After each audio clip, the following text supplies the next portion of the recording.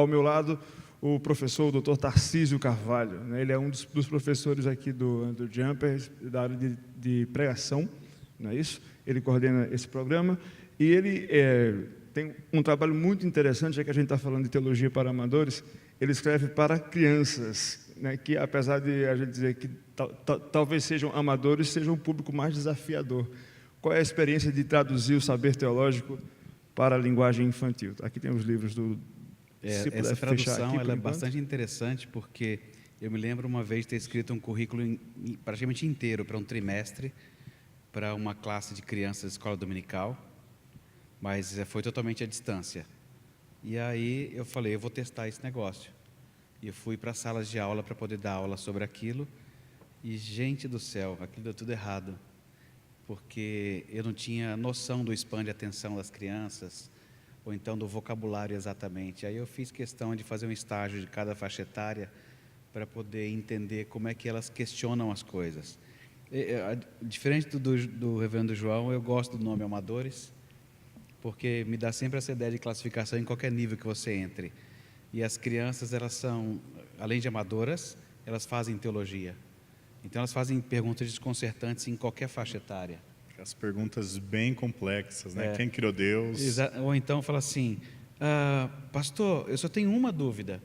Assim, quem criou o mal? Só. Aí eu falo assim, aí eu já expulso da sala. Assim, vai para outro lugar. Então tem essas coisas. Eu também tenho essa dúvida. Exatamente. Eu falo assim, olha, se alguém responder para você, está errado. Às vezes você não tem a resposta, mas se alguém responder, está errado.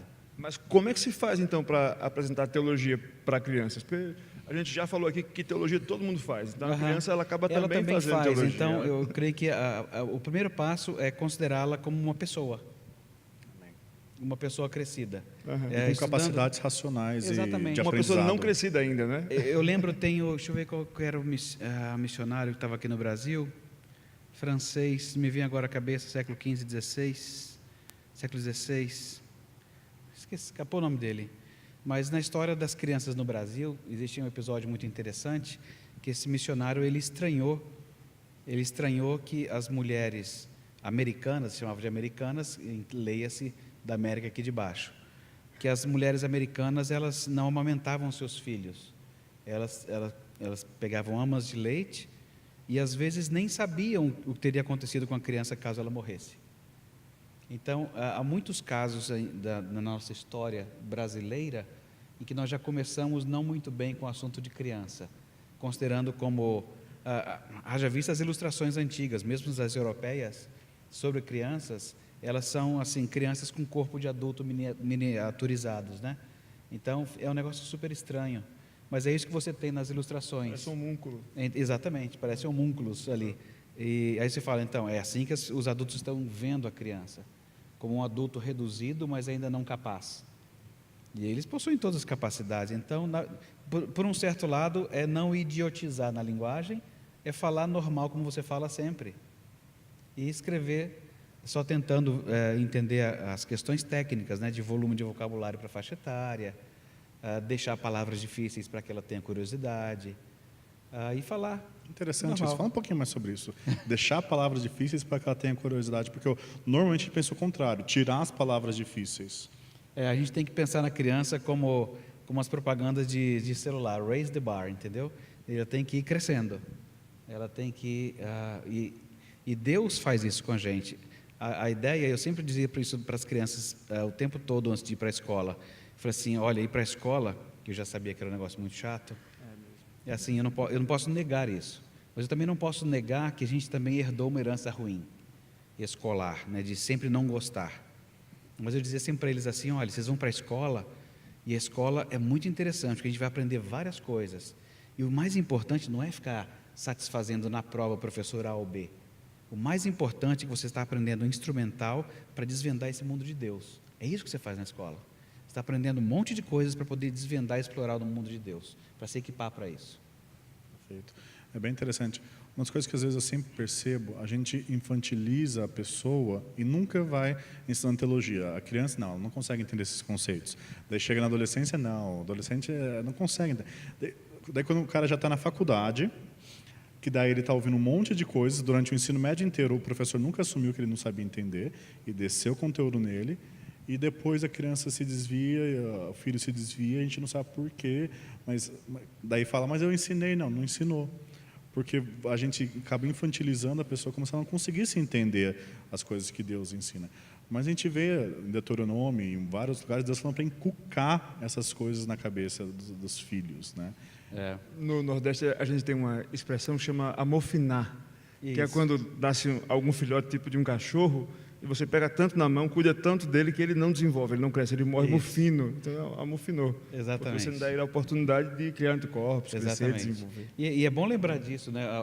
Acho que uma semana ou duas eu escrevi no blog lá da Editora Lente, exatamente sobre essa questão que nós passamos como pais.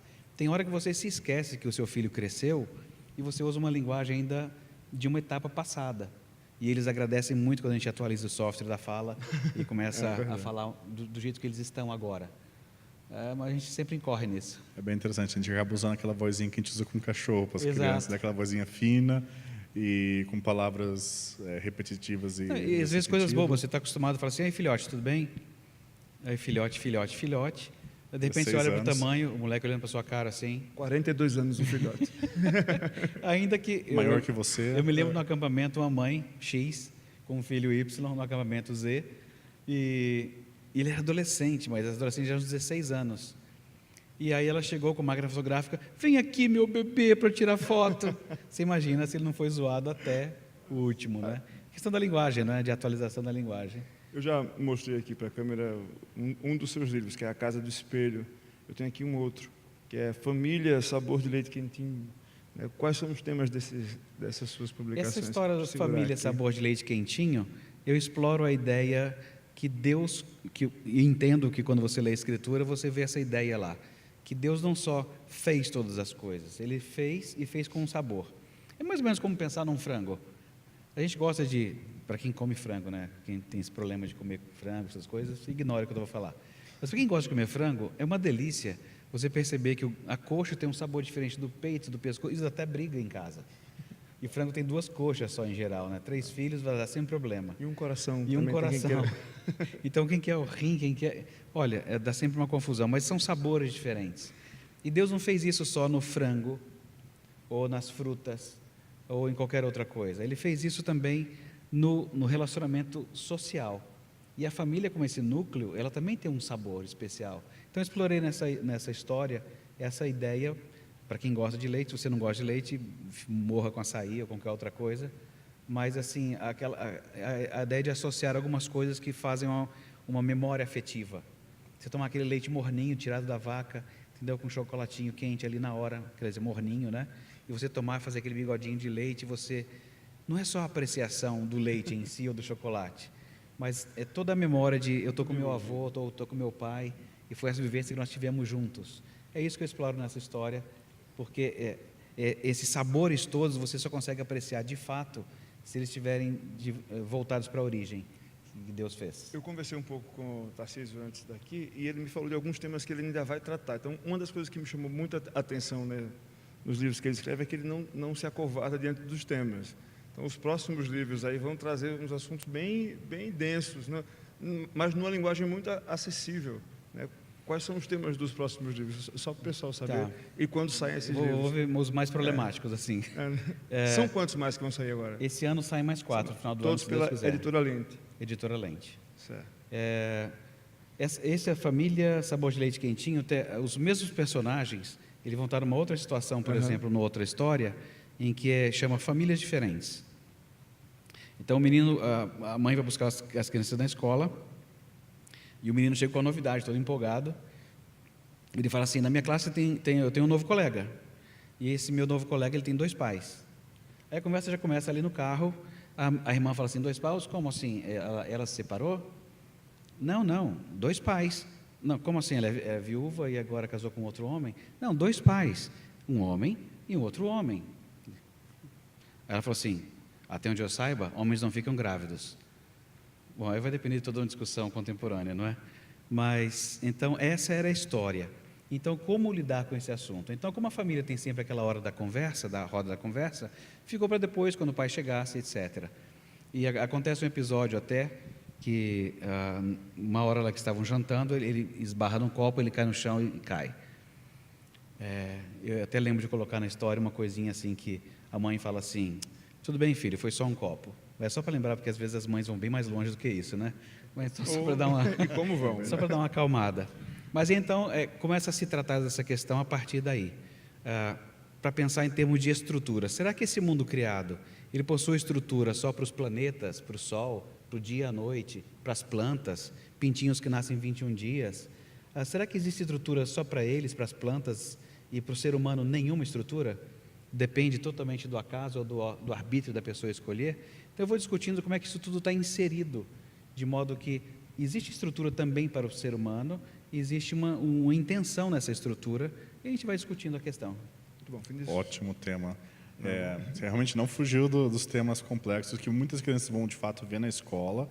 Já vem. Já vem, e muitos pais às vezes não sabem como responder. E em casa a gente diz: olha, espera um pouco, depois vai chegar a hora certa de você falar sobre isso. Então, a hora já chegou em muitos estão lugares, falando, né? Já estão falando. E assim, eu estava ouvindo o reverendo Heber dizer, a gente não precisa ser beligerante.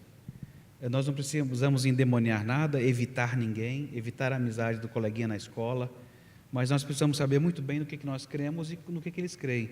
No livro as perguntas vão acontecendo, as crianças vão perguntando, né? Mas eu posso dizer que é errado? Mas eu posso ter contato? Eu posso conversar? Porque geralmente a tendência seria isolamento, não conversa, não tem isso. O importante é saber, de fato, o que você acredita. E as crianças já têm essa noção teológica desde cedo. Também tem outras histórias. Né? Eu quero esse livro. Eu tenho dois aqui. Eu preciso vender esses dois primeiro. Olha só, a gente precisa encerrar. A gente já estourou o tempo já faz um pouco de tempo que estourou o tempo.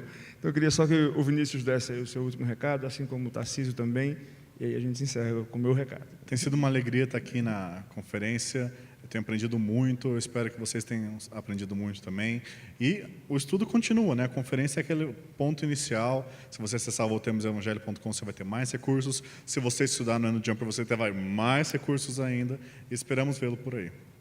Tarcísio, você pode falar. É uma alegria também saber que a gente está compartilhando. Eu gostaria que vocês soubessem mais, acessassem o site da editora Lente e soubessem mais coisas. Eu vou estar postando depois no Facebook que caminhos nós estamos tomando, como é que essa venda vai ser no Mercado Livre, mas breve nessa semana.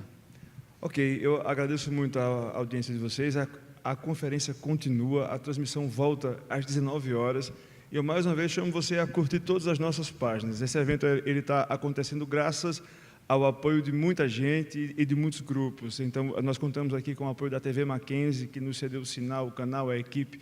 Tem gente aqui desde a hora que começou, praticamente sem sair do auditório Rui Barbosa. Tem toda uma equipe que está organizando o evento, a chancelaria do Mackenzie, que também está à frente aqui de tudo que está havendo na conferência, o Centro Andrew Jumper, também o CPAJ, todos estão envolvidos, então muita gente envolvida. Procure as nossas páginas nas redes sociais, nos siga, porque vai rolar muito conteúdo vai estar disponível também depois da conferência. Lembrando que para participar do sorteio dos próximos livros que nós vamos sortear, você vai lá na nossa fanpage, Centro Presbiteriano Andrew Jumper, você vai ver lá uma postagem onde tem escrito sorteio. Você vai nela e se inscreve para participar. Aí amanhã, logo depois da plenária da manhã, nós vamos sortear e vamos comunicar para você que está em casa também quem foram as pessoas que ganharam esses livros e vão receber em casa sem nenhum custo, sem nenhuma despesa. Nós voltamos às 19 horas aqui com o reverendo Mota, com o aquecimento para a plenária da noite, que hoje vai ser mais uma vez ministrada pelo Michael Horton, que vai perguntar se Calvino foi mesmo o primeiro calvinista. Nós nos vemos lá às 19 horas, aqui nesse mesmo link, nessa mesma página, nesse mesmo canal. Deus abençoe vocês e até a próxima.